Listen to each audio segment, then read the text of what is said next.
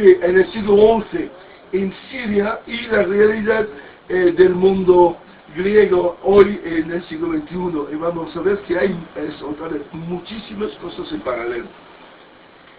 Entonces, a mí me resultaba siempre interesante ir contra las ideas, ¿cómo se llama?, fáciles y las convencionales. Entonces, el árabe es musulmán, el árabe es fanático, el árabe es peligroso porque es uno que es violento de naturaleza y tal. Y yo que he viajado mucho y actuado también mucho en los países árabes, la verdad es que la cosa del mundo árabe es tan complicado y complejo como la nuestra. Y también con una historia que se olvida. Antes de todo, es muy divertido de ver que una pregunta que me parece primordial, una pregunta que nadie hace, ¿de qué religión eran los árabes antes de Mohammed, antes del siglo VI? Interesante de saber, porque nosotros ahora se piensa árabe y musulmán, pero ¿quién es? Los 5 tribus que había en el mundo de la península arábica, de las 5 tribus en el siglo V, es decir, unos 50 años antes del nacimiento de Mohammed, de las 5, 2 eran judeos. Los árabes tenían religión judaica, 2 de los 5 tribus. Los otros 2 eran cristianos. Y el quinto se había quedado con la religión zaratustriana, una religión pagana, una religión que era básicamente la religión de todo el mundo mediterráneo de una manera u otra, como el mundo griego, el mundo romano, con diferentes divinidades llamadas Júpiter o Zeus o Baal, que era el dios de los árabes, se llamaba Baal, que era un toro representado por un becerro de oro. Mira, referimiento bíblico también en el becerro de oro. Su mujer era Astarte. Y entonces la Meca, donde van a hacer el peregrinaje los musulmanes, era un templo a la diosa Astarte. Las piedras negras que todos los musulmanes tendrían que una vez en su vida a dar el beso, la Kaaba, que es ahí en el lugar sagrado en la Meca, era nada más y menos que representaba la estrella o la planeta Venus, que es también Astarte. Venus es Astarte. La dama de Elche es Astarte. La dama de Elche era venerado también por los árabes. Entonces podía ir a horas y horas y horas y horas para mostrar el sintetismo que hay entre las religiones del pasado y nuestras religiones, y como hoy en día no le interesa a ciertas personas ya hacernos aprender la historia de lo que ha pasado y quién son, quién y cómo. Entonces, otra cosa muy importante, y eso es donde se conecta a la realidad de hoy y de la Grecia, es que la zona, lo que es hoy en día Israel, Palestina, lo que es el Líbano, lo que es Siria, lo que es hoy en día la Turquía, lo que es hoy en día el Irak, y después el enorme imperio egipcio que ha durado milenios. Esto era donde la ciencia, la inteligencia y la fuerza intelectual de nuestro mundo era ahí.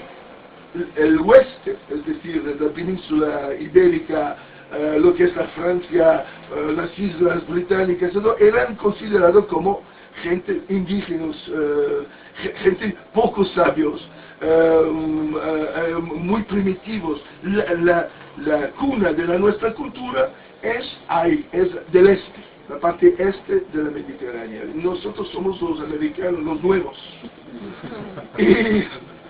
Y una de las ciudades, entonces, Alejandría, que pues llega un poco más tarde, pero la biblioteca de Alejandría era la cuna de toda la inteligencia desarrollada de estas culturas. Antioquia es donde Pablo, el cristianismo nace más a Antioquia que en Jerusalén. ¿Y qué es todos estos lugares? Es lo que se llama la zona helénica. hablaba, porque en una ciudad en Egipto se llama Alejandría, es porque era en honor del reino, pero del dictador se podría llamar, Alejandro el Magno, un griego. Y Antioquia, todos estos eran griegos, en lo que en la realidad durante unos siglos, lo que es hoy en día Israel o Palestina, hablaban griego. Y la religión cristiana finalmente inicia en un mundo griego del saber, un mundo griego más desarrollado que del mundo de los godos, o del mundo de los iberos, o del mundo incluso de los romanos, visto eso como fuerza militar, pero de poca inteligencia o de poca cultura. Y entonces, la grande tragedia también de hoy es todas estas guerras en el Medio Oriente, guerras fomentadas para el occidente, de Occidente, para controlar el petróleo, para ayudar a la existencia de Israel, todas estas guerras, son guerras hechas en la cuna de nuestra civilización. Y no por caso los Estado Islámico, los fanáticos sunitas, que los americanos incluso hoy en día ayudan, porque estamos ahí a ver la gente decapitada y son locos, pero la verdad son nuestros locos, porque nosotros les estamos armando. Bien, ¿qué hacen esta gente? Destrozan las ciudades antiguas. Se han visto imágenes que van en los museos, destrozan todo. ¿Por qué? Porque estos fanáticos no quieren que se quede el recuerdo de estos lugares, que eran lugares de grandísima cultura, de muchas influencias diferentes, de muchas religiones diferentes, que vivían y compartían las cosas más o menos en paz, más o menos, pero en paz. Entonces, nuestro amigo aquí, Abdul al-Ma'ari, nace al lado de la ciudad de Alepo, que está al lado de lo que se ha llamado Antioquia, que era la tercera ciudad cristiana del mundo, y que hoy en día, si uno mira el periódico, hoy en día se están matando en las calles de Alepo, porque una parte está en manos de los islámicos, la otra parte está en manos del gobierno de Assad, la tercera parte está en manos de Hezbollah, bueno, unos líos monstruosos. Pero este hombre, cuando él nace todavía en un lugar que tenía el recuerdo de la filosofía de la antigüedad y la continuidad de la filosofía griega. Quizás no la filosofía socrática, pero más bien la filosofía epicuro. También no puedo entrar en esta cosa, pero una gran diferencia en la cultura griega, entre una visión muy formal y muy organizada que es Platón, Aristóteles, que después el cristianismo ha cogido, y un otro mucho más sensual, mucho más poético, y nace con Demócrito, después Epicuro, y todo un movimiento de vivir el hoy. Y eso, grandes artistas y grandes poetas que nace en esta cultura helenizante, como griego es la palabra para describir el mundo griego. Entonces, él nace en una ciudad que unos 3 siglos antes ha sido conquistado por el Islam, pero se ve que después de 3 siglos, incluso con el fanatismo islámico, se queda dentro de la ciudad de la gente que siguen las filosofías de antes, grandes filósofos, grandes artistas, y que siguen. Es conocido él por una frase que está escrito, que parece árabe, pero no sé si lo puedes leer bien, está escrito en castellano. Y la frase es algo así: hay 2 clases de hombres, los hombres con religión y sin inteligencia, y los hombres sin religión y con inteligencia. Más claro, imposible, creo. Los hombres con religión y sin inteligencia, y los hombres sin religión con inteligencia. En el mundo islámico. No solo su historia es un poco rara. Él nace de una familia extremadamente poderosa, familia entonces Al-Ma'ari Suleiman, o hasta hoy en día hay Suleimanes. Suleimanes es un título de nobleza, como don algo. Entonces nace de una familia noble en esta parte hoy en día de la Siria, cerca del Líbano.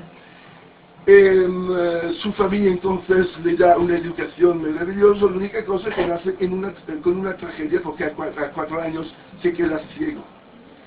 Y se dice que compensando el hecho de no poder utilizar sus ojos, ha desarrollado la filosofía, la poesía, y entonces ha sido conocido por sus enormes poesías en lengua árabe, donde conectaba con la filosofía griega, y entonces en lengua árabe, pero con una continuidad, andando atrás hasta Homero, en una continuidad con su propia cultura, que es esta cultura de estas ciudades súper antiguas, cuna de la nuestra filosofía. Además tiene profesores, y todos se ve, porque yo voy leyendo estos textos, son todos ateos también, entonces un núcleo ateo increíblemente poderoso, que había antes rechazado al cristianismo. No olvidar que 2 siglos antes de la llegada de los musulmanes en la misma ciudad, había uno que, si no me equivoco, un obispo que se llamaba Crisólomo, la boca de oro, en traducción griego. Y este hombre había pasado toda su vida a quemar las bibliotecas, diciendo que el único libro que valía era la Biblia, todos los demás libros eran del todo inútiles, y con una organización que muy parecida a los talibanes, pero eran cristianos, iban de casa en casa a verificar que no había libros en la casa y le quemaban. Y de esta manera fue quemada la biblioteca de Alejandría. No fueron los musulmanes a quemarlo, fueron los cristianos. Y un film interesante es Ágora, de la vida de Italia, que la tengo por ahí, astrónoma y matemática de Alejandría.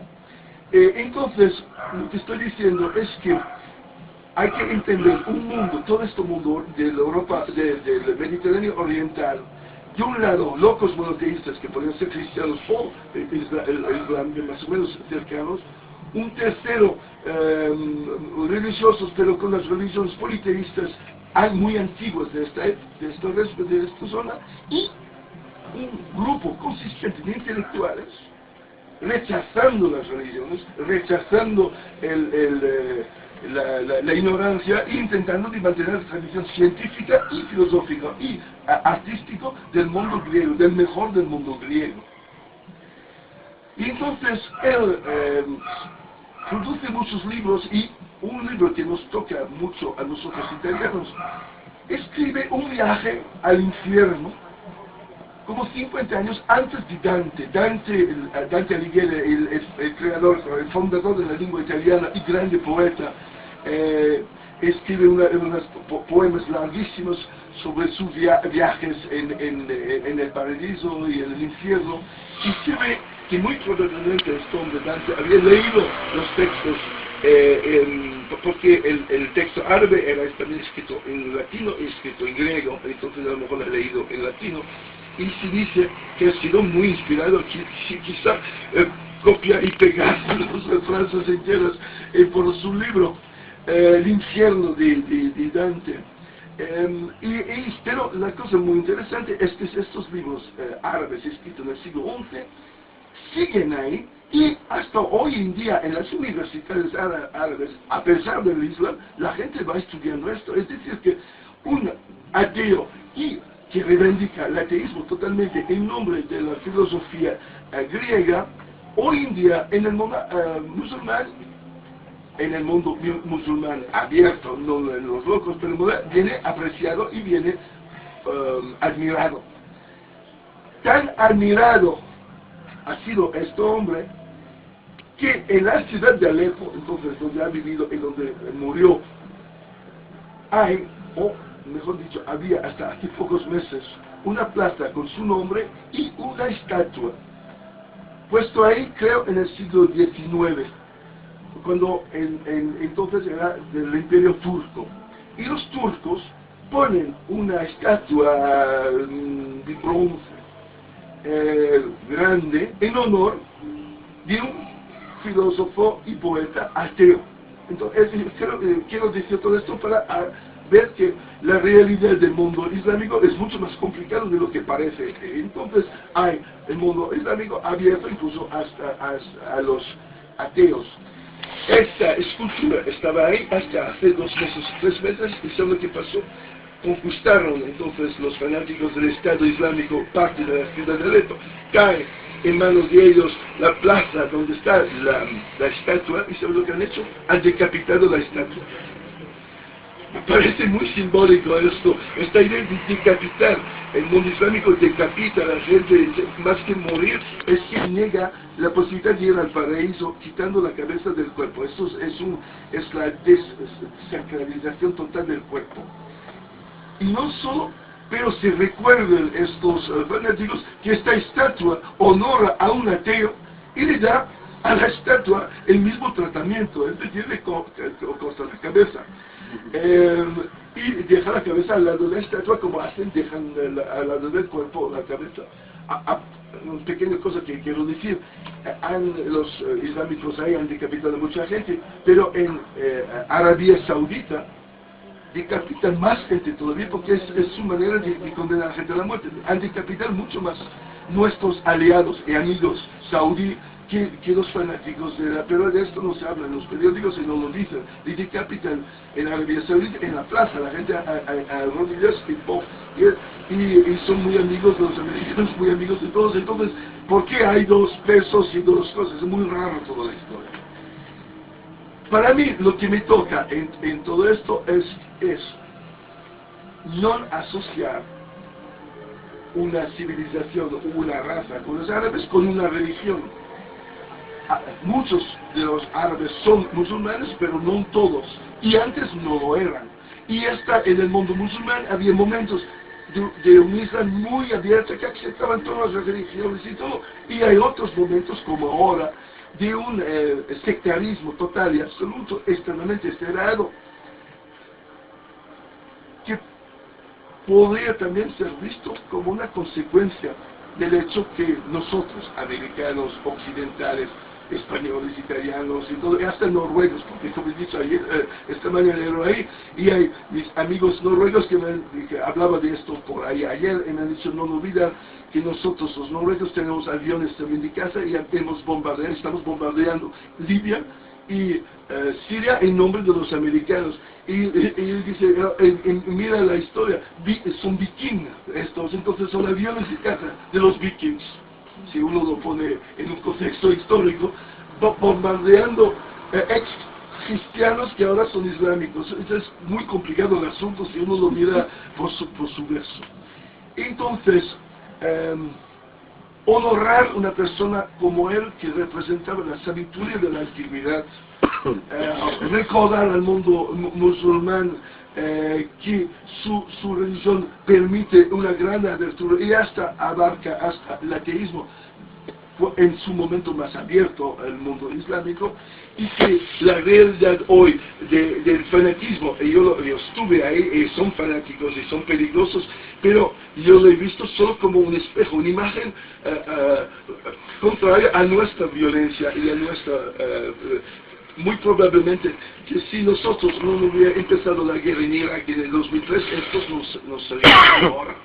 Es la contraparte a la violencia. Hemos matado a 1,5 millones, 2 millones de personas, y seguramente muchos de vosotros, no los más jóvenes, pero los otros, fueron en las grandes manifestaciones en el 2003 en Madrid, y yo y muchos actores en primera fila, no a la guerra, el resultado, 12 años más tarde, todo esta zona, cuna de nuestra civilización, con antigüedades que habla de nuestra humanidad, que está ahora todo a fuego, a sangre y con millones de muertos, y es extremadamente trágico. Y yo nunca voy a perdonar a los señores Aznar, Blair y el Bush y todos sus consejeros y toda esta gente, que todavía son los mismos, que ahora están jodiendo la Grecia. Entonces, por eso vamos a pasar a la otra dimensión. Pero lo hacemos cada vez, cuando se acaba de hablar de nuestros santos, yo pido de hacer a ellos un aplauso católico. Los católicos, nosotros tenemos una manera, es hacer cuac, cuac, cuac, y hacer un ruido en honor de las personas que habíamos honorado por su humanismo. Si uno tiene la sensación de ser gilipollas haciendo cuac, cuac, ¿qué es lo que queremos? Queremos obligar a la gente a hacer una cosa donde pierden un poco de su dignidad, porque esto también es la función del payaso, el placer de ser estúpido y de hacer algo estúpido. Es una manera también muy profunda de luchar contra la gente seria que piensa que saben todo y al fin nos llevan a estos desastres que estamos viendo. Esta gente con tantos valores han matado a 2 millones de personas, a lo mejor la mitad niños, y ahí hablan de valores ellos. Estos son asesinos, son decadencia y no representan absolutamente nada de la nuestra civilización. Eso es mierda, lo siento, pero la palabra que responde es mierda. Entonces, lo hacemos juntos en honor de Abdul al-Mahdi, ateo, filósofo, poeta del siglo XI de la Siria actual. ¡Guau! ¡Guau! ¡Guau! ¡Guau!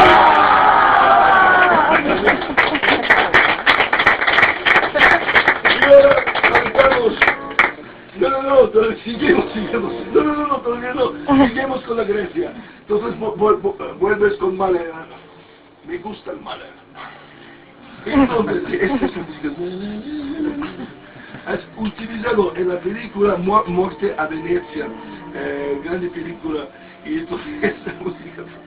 Y entonces, ¿qué pasa ahora mismo en Grecia? ¿Sabéis? Ya desde hace muchos años, igual como en España, ¿qué ha pasado? Los bancos alemanes y franceses principalmente, y después estadounidenses, ingleses, pero principalmente alemanes y franceses, habían en los años prestado un montón de dinero a la Grecia. ¿A quién? En parte al Estado, pero mucho también a la empresa privada, a los bancos griegos. Y se ve que esta gente era incluso más corrupto que el Partido Popular aquí, y gran parte de este dinero, en vez de quedarse en Grecia, daba la vuelta y iba directamente en Suiza o en Ginebra y todo. Entonces una corrupción monstruosa, más que aquí en España, y en España ya que hay mucho, y en Italia también. Entonces esto va acumulándose, y cada año los bancos ¿por qué han dado todo este dinero los bancos franceses y alemanes? Porque como la Grecia era en el euro, ellos confiaban que cualquier cosa que pasaba, que al fin la Europa podía garantizar este dinero. Y prestaba al gobierno griego y a la gente griega este dinero a unos intereses altísimos.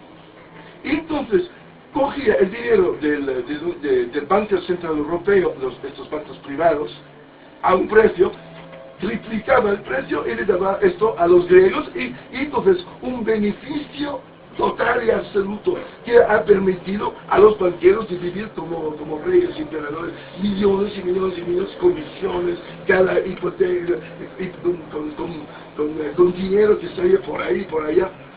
Y llega un momento que el gobierno griego ya no puede pagar las deudas que tenía con estos bancos privados.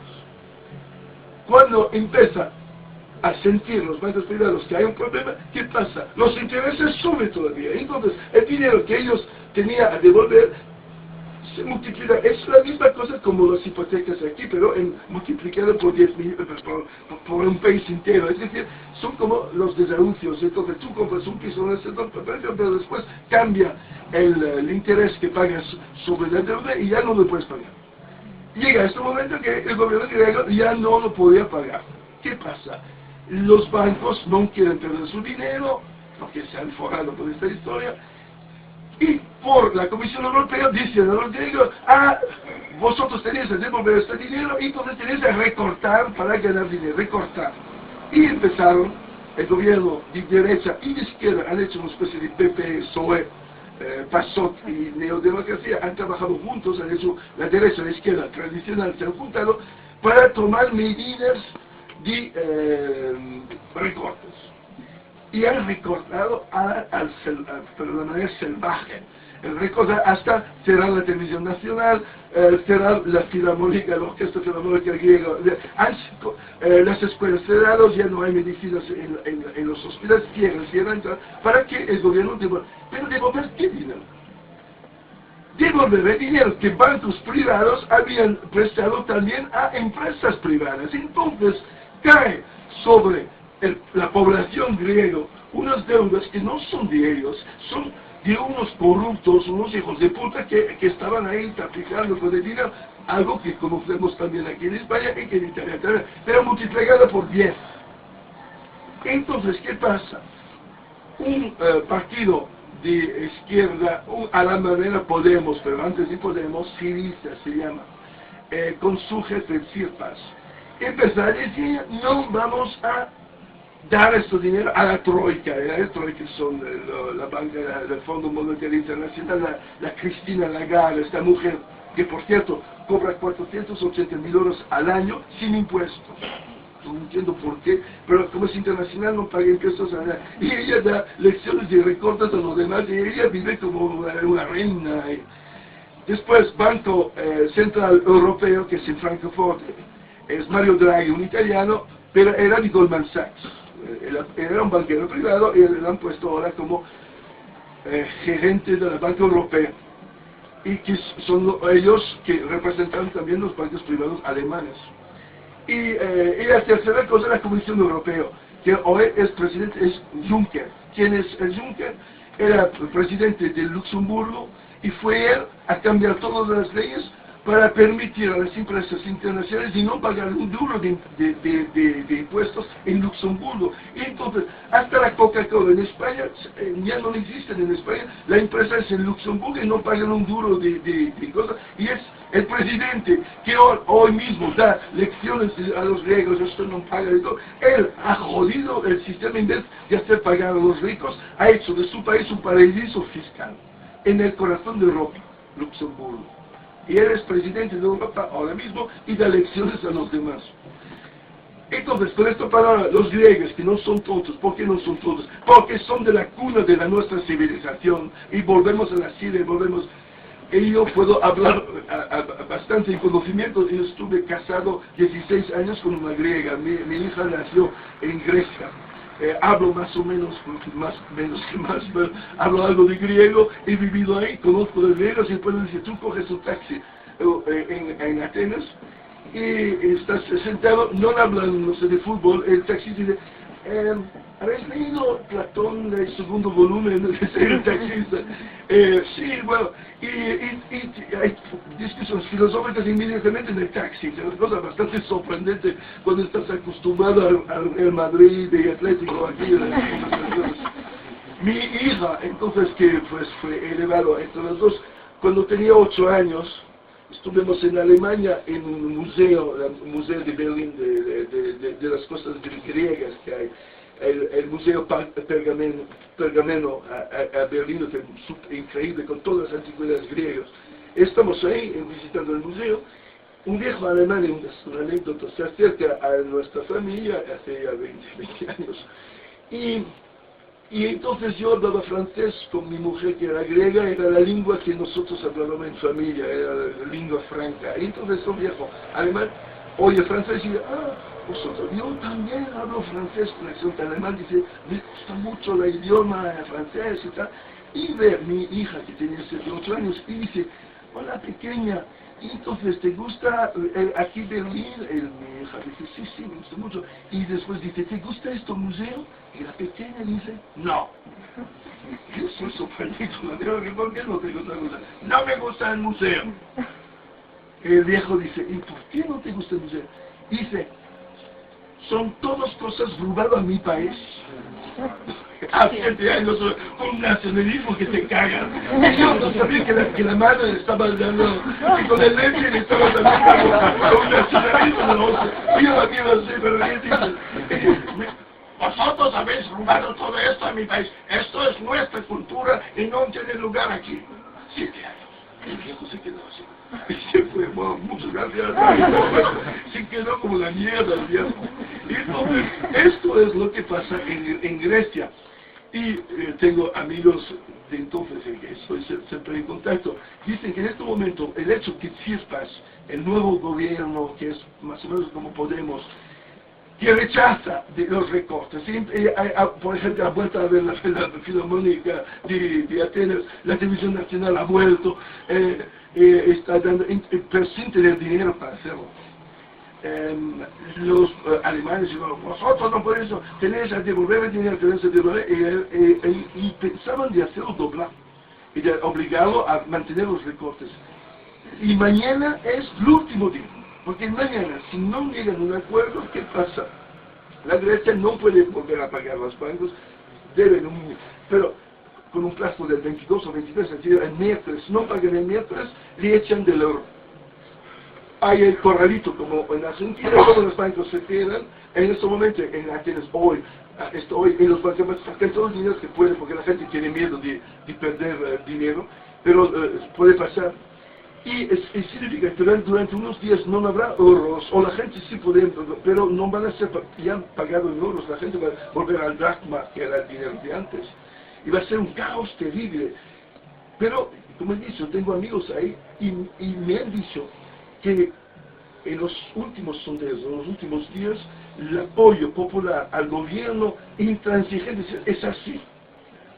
Ha tocado el nacionalismo griego, y ahora, como dice, como la niña que dice, estos niños, los griegos ahora son como todos, se hacen piña, ¿sí? Y ahora nos van a joder, nosotros vamos a joder todavía más.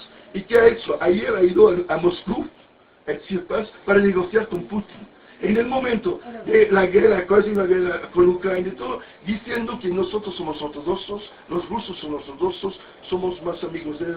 Y entonces, esta mañana estoy ahí en el avión mirando las informaciones, veniendo aquí de la Noruega, y veo que los Estados Unidos recuerdan a Europa de que hay un problema geopolítico ahora, que no pueden permitir a la Grecia de cambiar campo y ponerse del lado ruso, por bases marítimas, porque la isla de Creta es una base de la marina estadounidense enorme, es de ahí donde controlan todo el Medio Oriente, es como un portaavión, y podrían los griegos echar a los americanos. Entonces, en estos próximos días la gente en España creo que no se dan cuenta de lo que se está jugando ahí, pero una partida monstruosa. ¿Y cuál es la partida? De un lado, el humanismo, los valores, el hecho que no es justo que hay unos multimillonarios que sacan su dinero y tienen en Suiza y después el pueblo tiene que pagarlo recortando en la salud, recortando en las escuelas, recortando en todo, es como ridículo. Y han recortado más que en España, han recortado un montón de dinero ahí. Entonces han dicho que no, y en mi opinión, puedo equivocarme, pero en mi opinión, los griegos son listos para ir hasta el final de las consecuencias. Si hay que joder a los americanos, lo harán también. Y puedes llegar a una situación de guerra civil y todo es terrible lo que está pasando. Pero, menos mal, porque defienden sus países esta gente. El Varoufakis, el ministro de la Economía, está ahí intentando de haber un mejor, de eliminar la deuda y hacer que la gente pueda volver a trabajar y todo esto. Y mira quién ha defendido a España en las mismas circunstancias. De Guindos se llama, el ministro de la Finanza español. Guindos. ¿Quién era de Guindos? Era responsable europeo de la banca Lehman Brothers. La banca Lehman Brothers es la banca que ha caído en el 2008 por mala gestión, pero una mala gestión de una proporción bíblica, es decir, que fue un agujero de dinero de miles de millones, hasta los recortes, son 10 veces más que todos los recortes que se han hecho esta banca, y ha caído esta banca. Y entonces, ¿qué tipo de confianza puedes tener en un ministro que son ellos que han creado el problema, son sus amigos y él mismo que está ahí? Entonces, ¿qué tipo de negociación vas a tener uno que negocie con sus propios amigos? No, ninguno. Entonces, La cosa que ha pasado es que no hubo negociación y han aceptado todo lo que los bancos han pedido a España, entonces hay que pagar, y la corrupción no había dicho nada y el dinero se quedó en Suiza. Entonces, por lo menos los griegos tienen cojones. En Inglaterra, ayer y hoy, manifestación, 200.000 personas en apoyo a los griegos.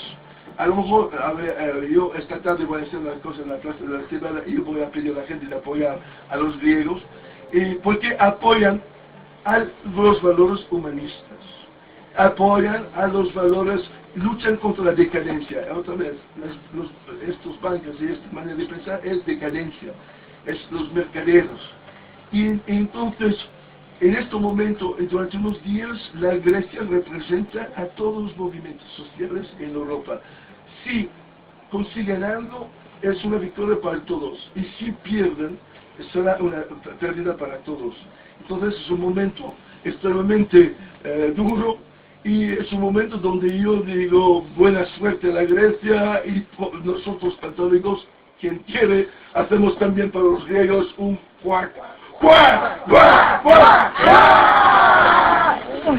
Señores y señores, ha sido muy serio esta cosa hoy, también porque he dormido 2 horas y viajado en el avión, sentado en este avión pensando en todas estas cosas, y entonces veniendo aquí muy cargado de energía. Puedo decir también en Noruega, la gente no está muy al oro de lo que está pasando. La Noruega no tiene el oro, son dentro de Europa, pero tienen los monedas raros con agujeros dentro, monedas muy raros, y dicen en este momento, toda la gente de izquierda dice, ¿ves? Hemos luchado para no ser el oro, y tenemos la razón, porque ahora no le pueden echar del oro porque no están dentro del oro, y le permite de tener todavía una política propia, de hacer los recortes que quieren y cuando quieren, porque ¿qué pasa? Si no funciona, la moneda de ellos baja. Y hay una devaluación, pero se hace así de manera sencilla. En vez que ahí no hay otra moneda, es oro en Grecia, y entonces van a tener a parar todo. Y esto es un lío que no se sabe las consecuencias.